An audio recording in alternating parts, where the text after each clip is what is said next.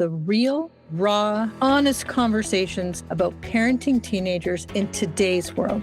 No filters, no sugarcoating, just truth, compassion, and practical insight from experts, educators, and parents who are right in the trenches alongside you.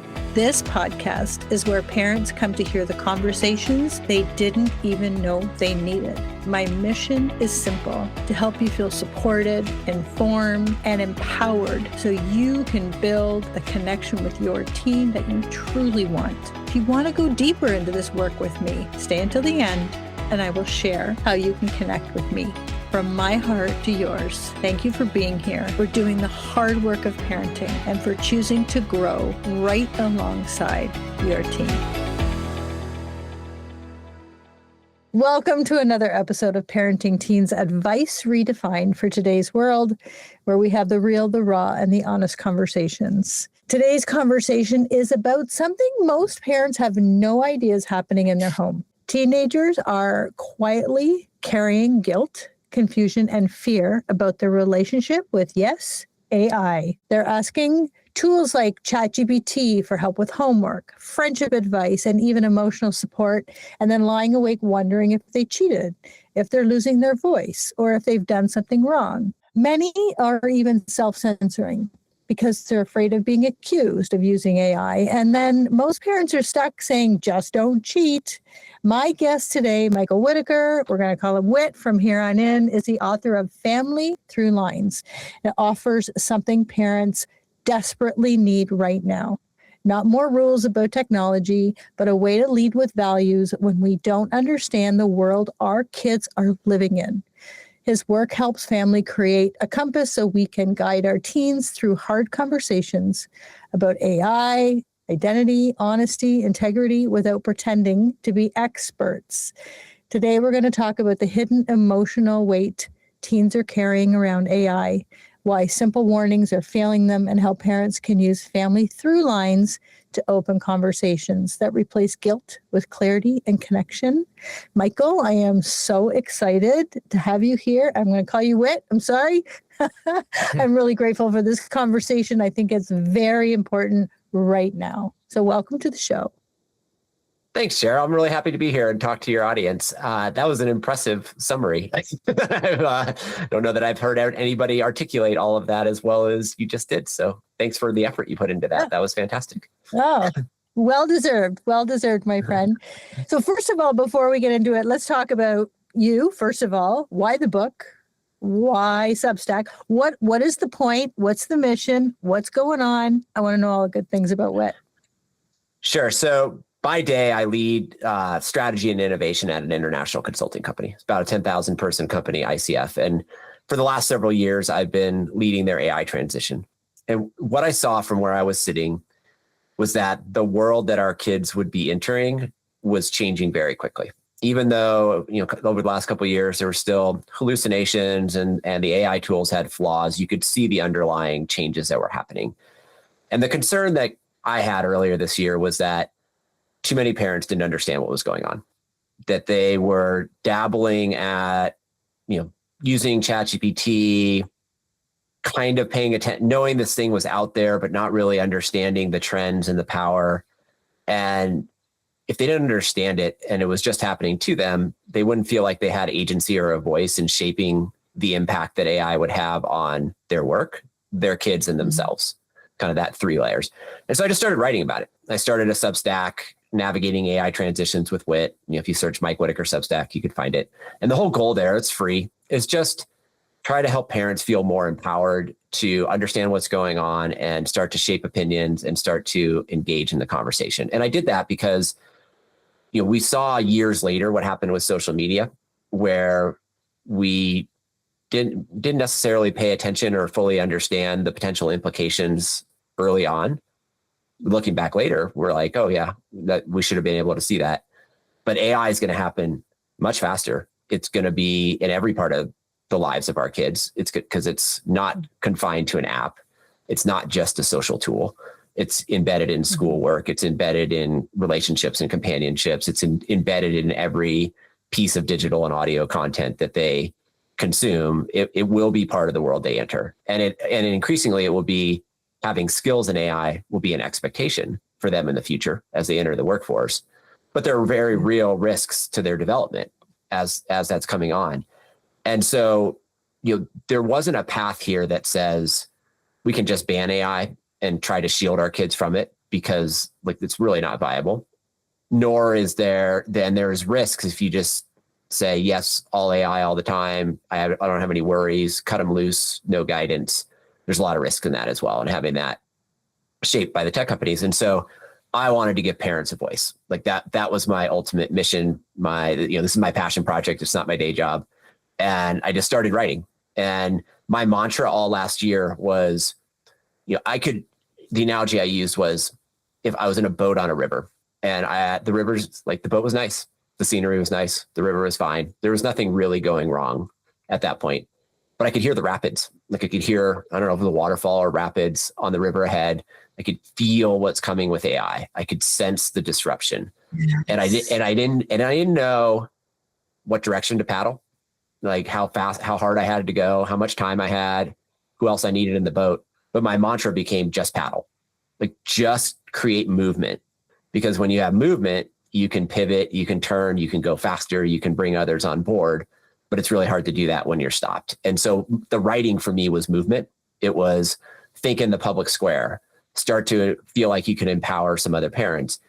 And then, I didn't plan to write a book, honestly, Family Through Lines. I call myself an accidental author this year. It really started from a week in September where, as a parent, I ran out of answers. I am one, I'm sure, like a lot of your listeners, you like to be an expert. You like to feel like you're staying ahead of your kids and you can guide them.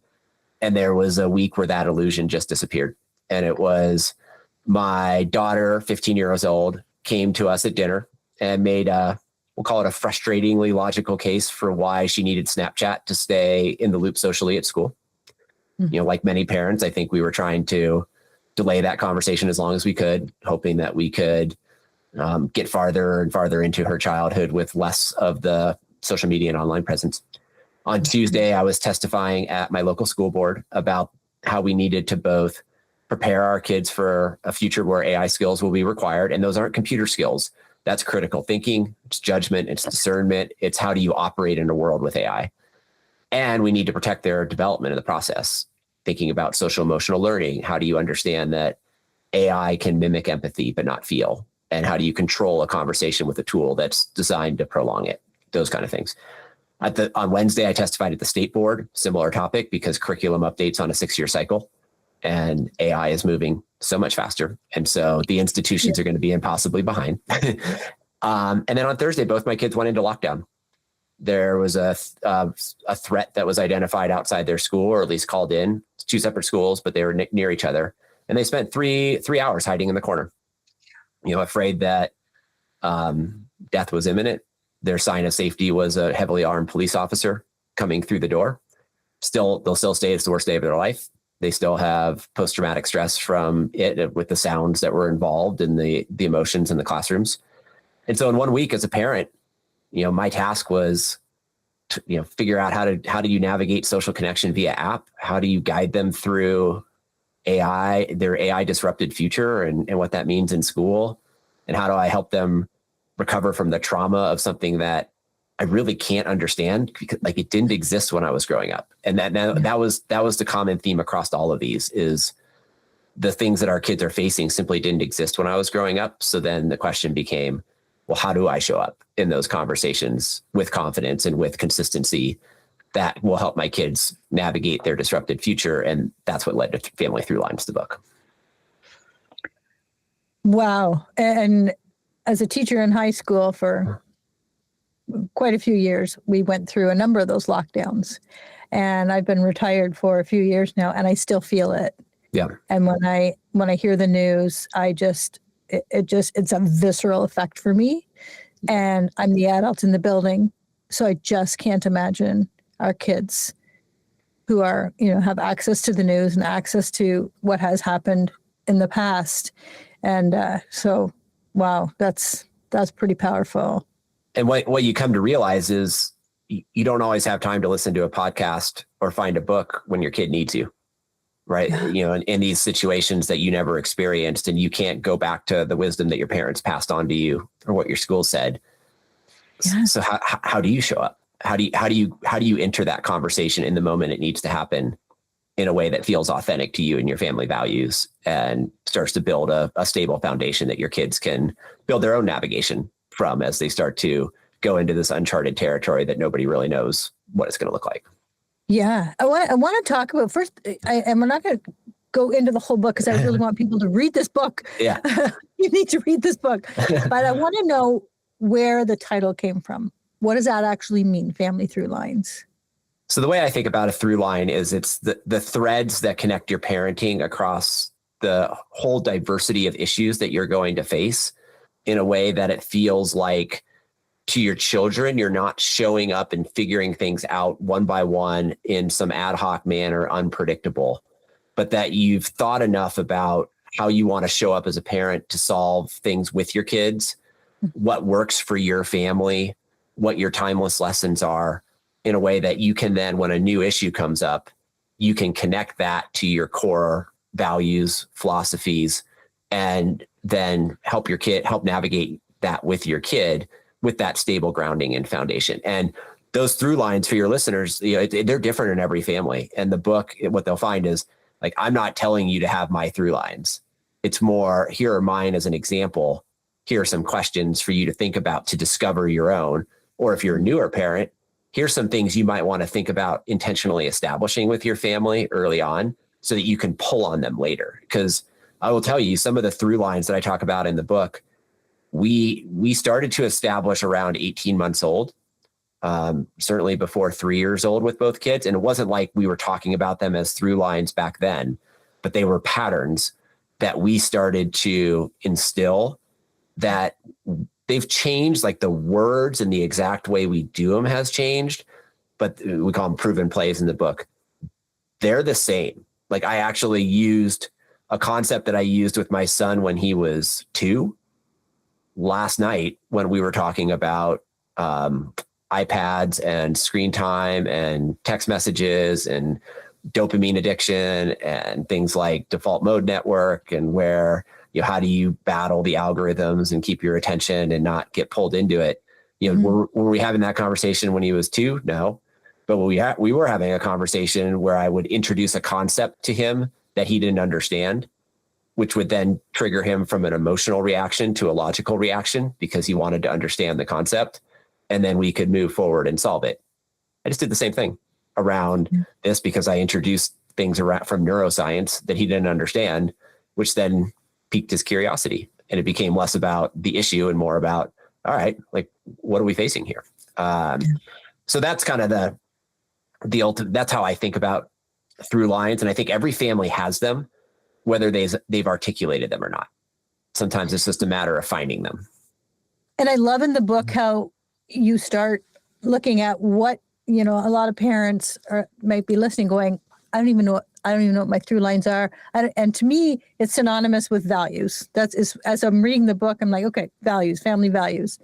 And, they might be thinking, I don't even know what they are. And I'll tell you, I'm in a lot of these Facebook groups for parents, and they're asking questions into the ether about massive, important decisions because they're lost in their values. They have no, can I sleep over? Can I try a beer? Can I drive your car? I mean, things that in my world, when my kids were younger, there was no AI. And I was like, I don't care. That's not happening here. That's not how this family works. And, I was pretty steadfast, lucky me. But I mean, if people are listening to this going, there's too much noise, I don't even know where the values start, get into this book because you give very good direction on how to pull out. You do have values. You do have values. I promise you, parents, you do. But sometimes they get lost in the shuffle. And I think if you did what you were saying in the book is look at what's working and find your value, I think that's fantastic. Because asking these questions in parent groups and asking questions, great. I think that's great. You have a network. But when you're relying on Joe in another country sitting in his basement telling you, oh yeah, go ahead, they should just have their girlfriends over because this is just like, no, this is not how we're but I get how people just get so lost in it.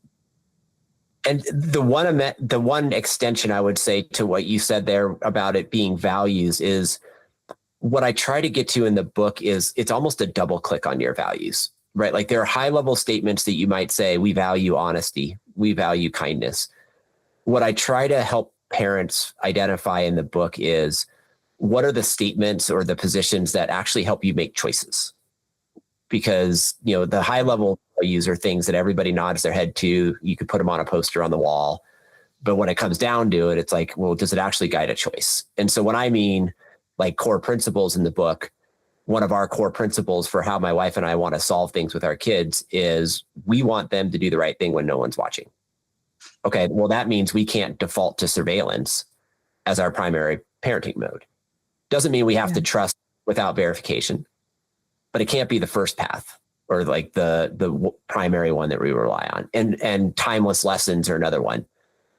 I could tell my kids I want them to be honest and kind, and I do. And we talk about that. But what I mean by timeless lessons are things like recognize manipulation. When we're dealing with a new challenge, I want you to know when your strings are being pulled. Mm-hmm. Could be by a person, could be by an algorithm. And if you can recognize that your strings are being pulled, then you make a choice with agency, not because you got tricked. And you may still choose to do the thing you're being manipulated to do, but at least recognize it. And so that's what I go in the book is like not poster principles, but more like the core of really what do you want your kids to say about how they were raised when they're no longer by their side and the things they'll come back to. I love that. Do the right thing when no one's watching, because I feel like it goes in so many directions. And one for me was you're not looking for any kind of external input in your actions. You're looking only internally. Does this feel good or this doesn't feel good? And making those decisions. And I think that is such the most incredible skill we can give our kids because they're always aware of how they feel. That's so good. Okay, let's go AI. Let's go AI. Yeah, let's go AI. We're going to be here for a week. Okay, let's talk about it. And AI, here, I use it all the time. And I ask it questions for recipes, for whatever. And I was asking it this whole slew of questions at one point, and it was just like, it made me feel my self-esteem. Honestly, I was going to give myself a trophy. The way it was talking to me, I was making all the right decisions. I'm doing all the right things. And then I was talking to another AI specialist who actually just out of conversation said, yeah, well, AI is a yes man. And I was like, oh, shit. And my next prompt was like, I didn't know whether to laugh or cry or what. But my next prompt to AI was be brutally honest. Be my worst critic. Act like my mother when I was a teenager. How would you handle this? And boy, did I ever get a different answer. And I'm like a grown-ass 61-year-old woman doing this. So I can't even imagine. Let's talk about the risks. There's some good to AI. We know that. But let's talk about the risks, first of all, for our teens with AI. I guess instead of framing it as risks, I'd like to frame it as there's 3 AI conversations that I think every parent needs to have with their kids, now, this year, and they're all important in their own way. One is around AI as a study buddy. It's use in your academics. It's use in your growth, and I'm going to come back to that one because I think that one has a lot of layers to it, and we'll talk about that one last.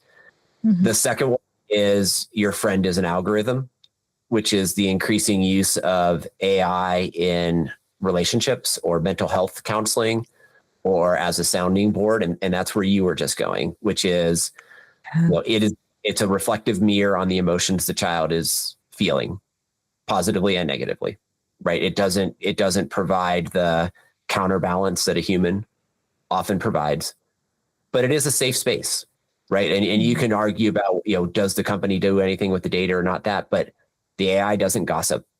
Like it's always there. It's there at the night. It's there in the morning. It's there when the parent isn't there.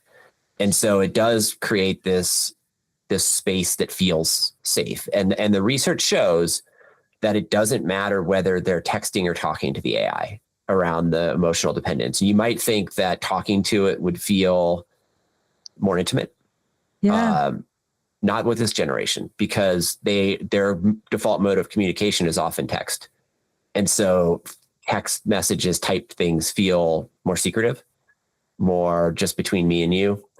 And that can lead to some pretty significant spirals as well. And so I met with a group of high schoolers locally and talked to them about, they do peer-to-peer counseling on mental health awareness and suicide prevention. And so we talked about AI companions and the increasing data. And, 42% of teenagers have used AI for some sort of mental health support. Like, it's a big number. And there's one in 9 teenagers have said something to AI that they've said to no other human and preferred talking to AI over other humans. In your community, is it 1 in 5 or is it 1 in 20? I don't know. It's a survey. It's not 0. It's much bigger than 0. And that's what we need to realize as parents. And so the key question becomes, as your kids are starting to interact with AI, at least the one to plant and have them have in the back of their head is, who's the human I would say the same thing to? Even if the AI, even if the human's not around at that point and they choose to talk to AI and they choose to use it as a sounding board, who could they point to as the adult or the friend that they would say the same thing to? And if the answer is no one, that's where it starts to get concerning. Yeah. And so that's one. And then the third conversation, we'll come back to the study one, is seeing is no longer believing. So, when we were growing up, if you heard audio or watched video, it was real. It happened. It was the ultimate proof of evidence. Our kids are entering a world where every piece of audio and video content can be manipulated or created wholesale without it ever happening, right? And so us as parents, we have to, the challenge is, how do you raise a smartly skeptical kid? Not cynical. We don't want them to detach and give up, but smartly skeptical, so they aren't just whipped around by manipulative algorithms or influencers or others, and that they keep their bearings, because no teenager wants to be a rube and just like fooled. And but they also want to be social. They want to pass along content. They want to be in on the joke, right? So this is hard balance. I teach my kids, this is not in the book, this is like extra stuff, but I teach my kids what's called the pause protocol that we talk about. They will not be able to tell you this acronym. I'm not pretending they will, but I'm hoping they remember some of the concepts from it and point to it. So P is provenance, which is, what's the source? Where did it come from? A is agenda. What is it trying to make me do or feel? U is unusual. Is there anything weird in the audio or visual that doesn't feel quite right, that might enhance the chances that it's manipulated or give you a sense that it might be manipulated? S is search. You reverse search it if you're not sure. Are people talking about it? Can you figure out how real it is? And then E is emotion. If it drives a really strong reaction, anger, sadness, then it's more likely to be manipulated. And the point of the protocol is just to pause. It's not that you can't pass it along, that you can't retreat it, that you can't see it, but take a moment to do that assessment before you just like let the flow go without thinking about it. Wow. So I'll pause there before the study, because I just hit you with a lot. Yeah. Well, I mean, I'm really, oh my gosh, I want to go to them depending on AI as their emotional support. So how do parents, okay, so parents are coming and going, we'll have newer parents who, I just handed my kid a phone, so I'm not worried yet. We need to have those initial conversations, preventative, proactive conversations, but we're also going to talk about, I'd love to know what you would say to a parent, say, my kid's deep in it. How do I get him out? How do I get him to understand? I don't even know what the risk. I'm trying to be a leader in a world I don't even freaking understand. How does that happen? Like, what do we do? There's a couple things. And one, this goes back to one of, I have in the book, Conversation Non-Negotiables, which is when the conversations are hard, what are the conditions that you use in order to make them go better? And the fourth one, and we may not talk about the rest here, but it's lead with curiosity, not authority. Authority sometimes helps when you're trying to triage and you're trying to keep somebody safe in a moment where a response is needed quickly and there's a real threat. In this situation, parents by and large are not like they don't know. They're not experts. They're figuring it out themselves. This isn't like teaching your kid to drive a car where you've been driving for 20 years and you can sit in the passenger seat and pass along your wisdom and knowledge. You're probably behind them, and at best you're alongside of them, and the map is changing every week. And so like, don't pretend to be an authority on it. Like, that's not the approach. The approach to start with a shared reality, which is another one of the conversation non-negotiables, which is deeply understand what they're actually experiencing and do it through questions, and do it by asking questions at a time. It's a car ride, it's over dinner. There's a little time for it to breathe. It doesn't have to be some setup thing, but just ask, what are you experiencing with AI? Hey, I heard a podcast where they were talking about how complex it is for teens these days with AI in school and all these other things. Like, what's your experience? If they don't want to open about their own experience, ask about their friends. Often they're more likely to talk about their friends than they are themselves. What are your friends experiencing? Have you heard anything?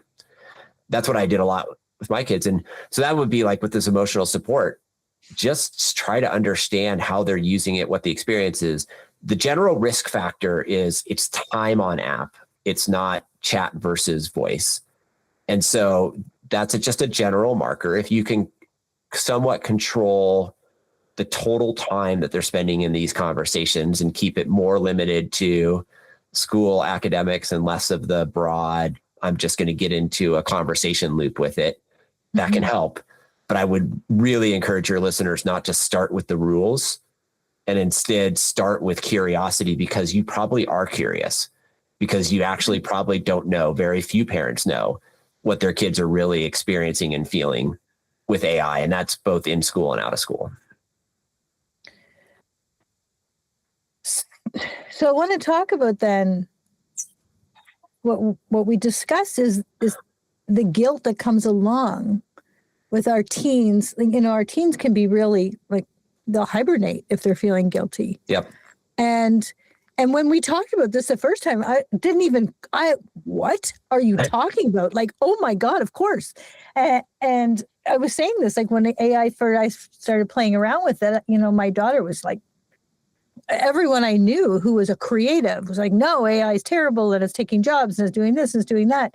And so I just like, I'm not going to tell anybody I'm doing this, but I'm quite enjoying the recipes it's giving me. But so let's talk about like the deeper issue about the guilt. Where does it come from? What does it look and sound like with our teens? And how can we be curious to find out if they are carrying this guilt? I'll share a story. It was probably 2 weekends ago. I was at a concert with my daughter, 15-year-old daughter, and 2 of her friends. We're standing in line waiting for the doors to open. And I just, I talk about AI, I do where AI works. I just asked, I was just like, I knew my daughter and generally what was going on with her, but I just asked one of her friends. I was like, hey, are you using AI much at school? Like, what's your experience like? I'm just curious. And, the next 15, like I expected a shrug and a short answer. And the next 15 minutes felt more like an unburdening of like, I finally have somebody that I can talk to about this that bothered to ask, because nobody's asking. And I want you, like, I'll finish the story, but I want your parents to understand that kids are worried about this too. Like, they're trying to navigate it and they're almost yearning for somebody to talk to. This is a really malleable space where positions are not entrenched. People don't know. One conversation can make an enormous difference in somebody's perspective in their world. This isn't things that we've been at for decades. And that's, so if you remember nothing else from this, it's that like one conversation, one question can really make a difference. But back to the story. So I asked her and she's like, I think her first statement was, I use it. I feel like I kind of use it a lot, but I think I use it well. When I put a C into the search bar to do anything, the first thing that comes up is ChatGPT. So I just kind of go there. When I feel like I need to use it to keep up because other people are using it. And, I'm not sure if my work will be as good without it. And I just have a lot of work, but I'm also worried every time I use it that I'm undermining my own thinking and development. And I'm not sure if I'm doing that or not, or where that line is. And it's just this mixture of very understandable emotions of, I'm in a space that's moving very fast. Mm-hmm. The adults around me they're doing the best they can, but they don't know either. So there isn't clear guidance, and it changes all the time. And what kids are doing, and this is what the other girl in the group chimed in and said was, look, like, I take big words out of my essays because I don't want to be accused of using AI inappropriately. And I've heard others of my daughter's friends say, I changed my writing style. Like, I used to use M dashes a lot. I was trained how to use them well. I don't use it anymore because I think the teacher's going to accuse me of using AI inappropriately, or I'm introducing small errors in there so they don't think the writing is too perfect and it doesn't look like it's AI generated. And I will tell your audience, it's rampant. Like, this is not isolated to a couple conversations. It's every teen that I've sat and talked to this about. They either have themselves or know somebody else who has dumbed down work or in other ways adapted defensively to this environment of uncertainty that they're facing at school. And again, like, I'm not anti-AI. I think these kids should be prepared to use it. I'm just trying to convey to the parents that there aren't a lot of safe spaces for your kids to talk about this because the schools haven't figured it out. Each classroom is different. Their peers don't know. And so, like, who do they talk to when they're uncertain here? And that's the place where I think the parent can play a really unique role here if you approach it from curiosity. And I wrote a Substack the other day that just had 3 questions at the end of it that you can ask your kid. And like, they're not complex. What's your experience with AI at school? Like, what's happening right now? Are you using it? Are you allowed to use it? Are your friends using it? Whatever your normal words are. And then the follow-up question that nobody asks is, how are you feeling about using it? So it's not just what, it's what is that making you feel? That then becomes the really powerful follow-up. And I wrote that post last week, and I know of at least 20 families that have had a conversation with their kid at a deeper level around AI than they did before the post, because they just didn't realize the complexity of emotions that the kids are going through right now. And it was just enough to say, like, oh, like, we're going to have, I know one woman reached out. She's like, we had dinner with 3 other families. We talked about it over dinner with the kids, and it was a blast. Like, it was really interesting. Everybody had their own perspectives, and the parents are going through the same thing at work, right? This is a place where you actually have a pathway to truly empathize with your kids, because the working world is being disrupted in a similar way. People in a professional context are, like you talked about, feeling the guilt of, I'm using it. It feels valuable. Am I using it too much? Am I allowed to do this? Am I undermining my own thinking? Will other people still respect what I'm doing? Like, they're feeling all the same. Words are different, but the same underlying guilt and uncertainty is the same with parents and kids right now, which gives you a really powerful way to connect with your kid to navigate through it if you have the discovery conversation. Oh, so good. I actually got goosebumps when you started talking about that. It's like, oh my God, that's so good. And yeah, you've got this, now you have an avenue. Like, you've got to be having these conversations. Okay, so let's go next step. I've had the conversation. I've questioned my kids. They're actually carrying a lot. And now what do I do with it? Because I don't know anything about it. So what's the next step? What's the next conversation or the next implementation we can do with our kids so that they're not carrying this guilt and they're accessing AI in a way that is healthy and beneficial? So there's 2 things that I would recommend. One is, like, make it clear to your kid that they should never stifle their voice or limit their capabilities out of fear of being accused of using AI. That should be a hard and fast rule in your family. They should be honest with you about how they're using it, and you will defend them. If it ever comes to the point where they get accused, you've got their back, because that's just an incredibly insidious, toxic spiral. I mean, there's a whole article about how college kids are using AI to avoid being accused of using AI, where they're taking stuff that they generated themselves and putting it through humanizers in order to try to not get caught by AI detector. It's awful. And it's happening everywhere. And your kids have to know you've got their back on it. The other is, the space is so unsettled that the more you can give them navigational markers that are true to your family, and some of this is in the book, the more that you help them make decisions in this tough space. So like I call them AI waypoints for my family, which is, there's 4 things when you're thinking about using AI that I want you to come back to over and over again to help you decide, am I using this in a good way? Mm-hmm. Waypoint 1 is own the start, own the finish, which is AI is a middle to middle technology. I want you to set the direction. I want you to feel like you're driving it and giving it the path that you want to take. And ultimately you own the output. Everything that comes out, the quality of it, the content, be able to speak about it, be able to feel proud of what's coming out. Not that you've abdicated all of that to AI, but that ultimately it feels like yours. Mm-hmm. There's a lot of room in the middle there to use AI to brainstorm, to refine, to edit, to provide counter arguments, to do all kinds of great stuff, to learn a concept that you're struggling with, as long as you're owning the start and you're owning the finish. 2 is keep doing hard things. Mm-hmm. So, learning and growth come in the struggle. And so if you're using AI because you don't want to do hard things, that's a warning sign. If you're using AI and in using AI, your effort goes to a different point in the process, I'm more okay with that. Mm-hmm. Like, hey, I've got a presentation for a class. The primary point of the presentation is doing the research, crafting the argument, public speaking, being able to convey things.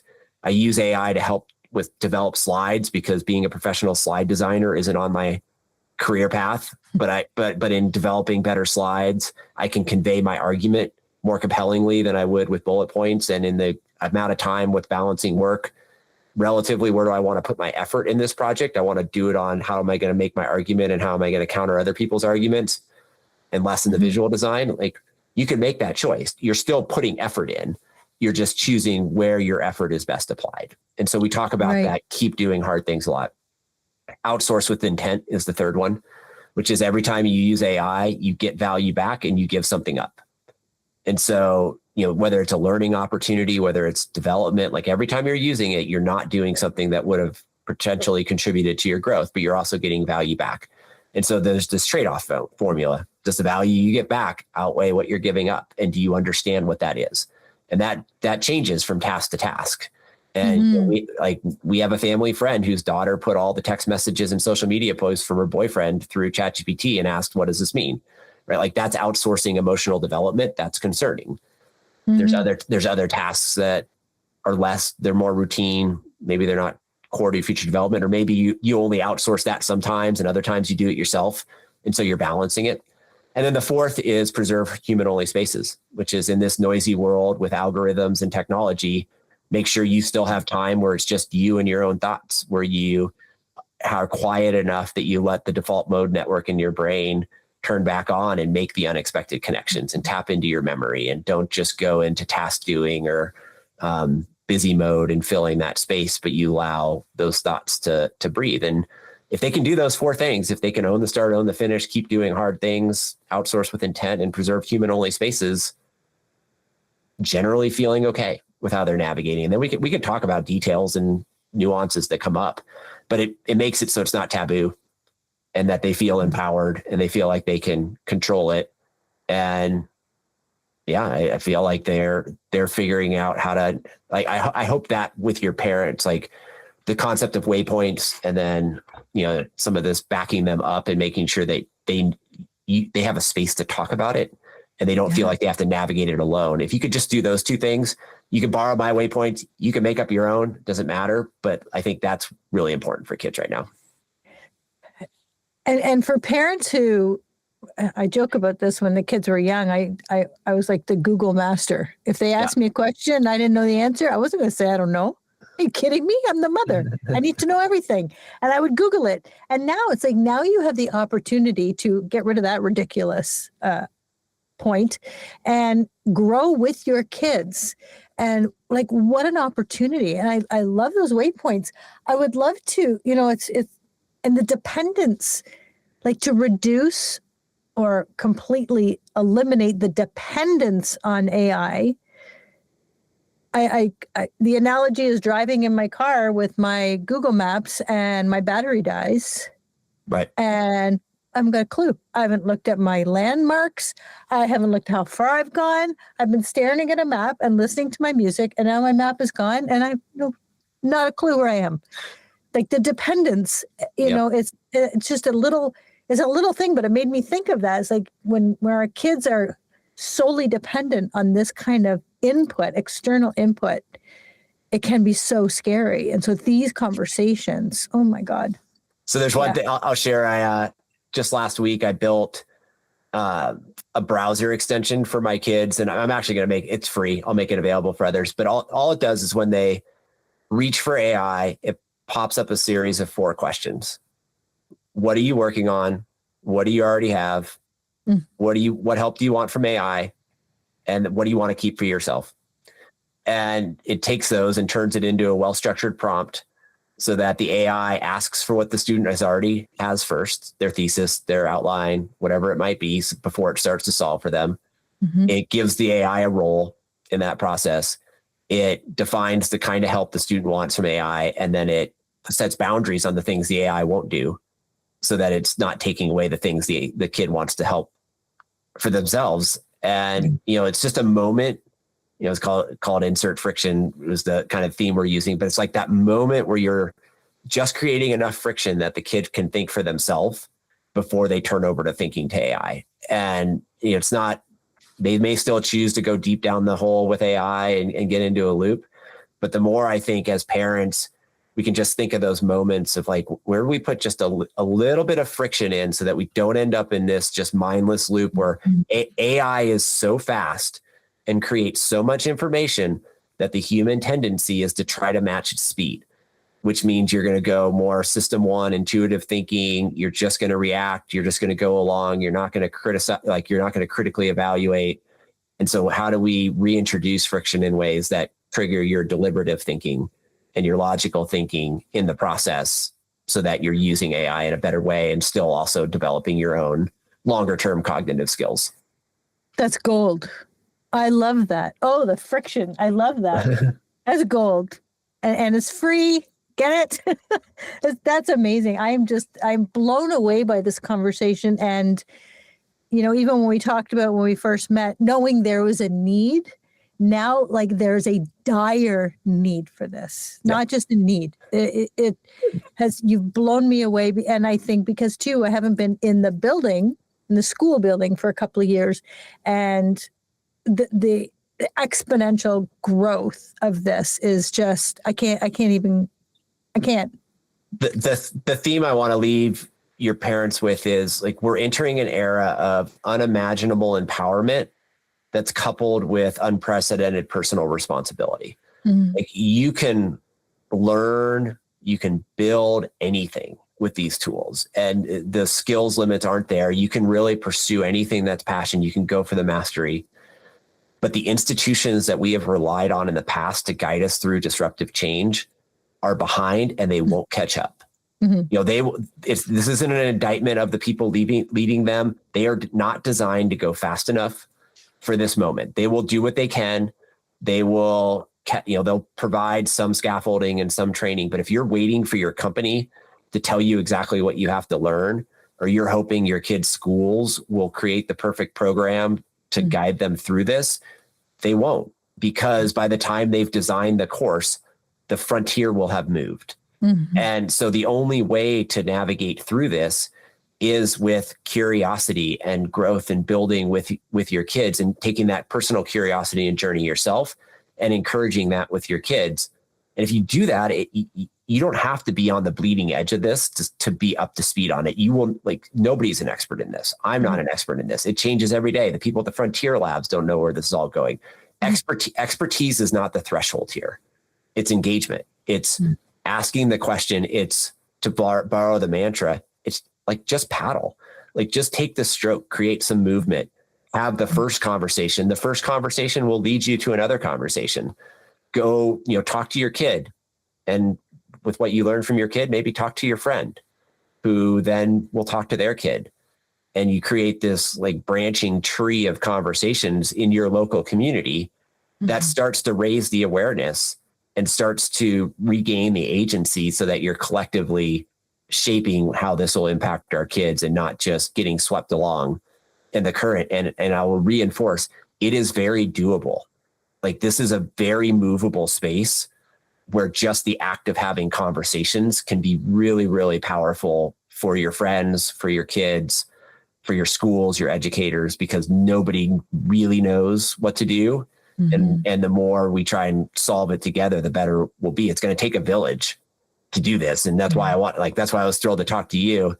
It's like, we just all need to do our parts. And, I'm here to help where I can. And, there's some stuff in the book, there's some stuff on my Substack. It's great if people buy the book and things. I'd rather have you talk to your kid about AI, right? If you want to buy the book to support the general stuff I'm doing, fantastic. But talk to your kid about AI, do it over dinner, do it in a car ride. That's what matters more to me. And, I've got my website, familythroughlines.com, is an easy way to find me. You can get a free little PDF from the book that has some of the key themes that download. If you send me an email there, I'll answer. I don't have a team. It's not bots, right? I'm actually doing these conversations in the community. I'll talk to anybody that'll listen, because I think this moment is so important for our kids. And it's now. It's not 6 months from now or a year from now or 2 years from now. It's right now. Yeah. It's 4:45. So if you're making dinner, this is going to be your dinner conversation tonight. I'm so grateful, Whit, for this conversation. And I think we need to do this again and get into more in the book as well, because that's gold. I would love to come back on for sure. Yeah, we have to do this, because there's just so much gold here for parents. And, I think people just get stuck. They're just like, I don't even know what to do, so I'm going to bury my head in the sand. Well, no, not needed. You don't have to bury your head in the sand. You got Whit, you got a book, you got a podcast. Let's do this. Let's create a movement of having curious conversations with our kids 100%. And changing it up. Oh my gosh. Is there anything I didn't ask you want to say before we wrap? Just paddle, folks. Just do the first thing. You don't have to know where you're going. You don't have to be the expert. You don't have to have the answer. Take the first stroke, and every stroke sends out ripples, right? Those ripples create impact on others. They put energy into the system. Some of them, they'll dissipate and you'll never know where they go. Some of them will create conversations that you never hear about that will matter. Some of them will bounce back and feed energy back to you and feel like, oh, you're actually making a difference. But we need more people. We need more parents paddling right now around this topic. And I think you'll find it really rewarding if you do it, because your kids need it and they want it, and they're looking for help in guiding this. They're not looking for answers. They're looking for a supportive environment to navigate something that they know is important and they're trying to figure out. Yeah. So don't come at these conversations thinking you have to answer their questions. You don't. You can figure it out together. Oh, Whit, this is amazing. I'm going to put everything in the show notes. I'm so grateful for this. We're definitely going to have a sequel. Read the book, get the extension, get everything you can with Whit. It's all going to be in the show notes. And I just want to say thank you for listening.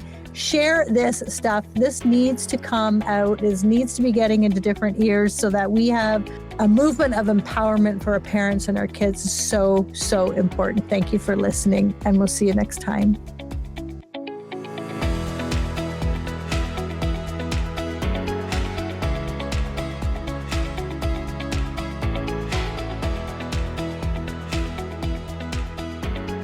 Before you go, I really want you to know something. I'm not just a podcaster. I'm a speaker, a published author, and the founder of Insight to Impact. I'm an educational strategist and family advocate with over 25 years of experience helping families and schools support teenagers from diagnosis to IEPs to interpreting assessments to high school transitions and beyond. This podcast, Parenting Teens Advice Redefined for Today's World, is part of my mission to help parents understand schools, support their teens, and feel heard and seen at the table. If today's episode helped you, please subscribe or follow the show, share it with another parent, and leave a review. It truly helps families find the support. And I'm very grateful when you do these things. And if your teen is struggling in school, navigating a new diagnosis, or you need help preparing support at school, you can work with me directly through educational consulting or my 90-day advocacy program. Just visit CherylPankhurst.com to learn more and to book a complimentary consultation to see if I can help. I know parenting is frickin' hard, but if you're listening to podcasts, if you're reading the books, if you're looking for answers, you are not failing because you're still trying. You do not have to figure this out alone. I got you, and we'll see you next week.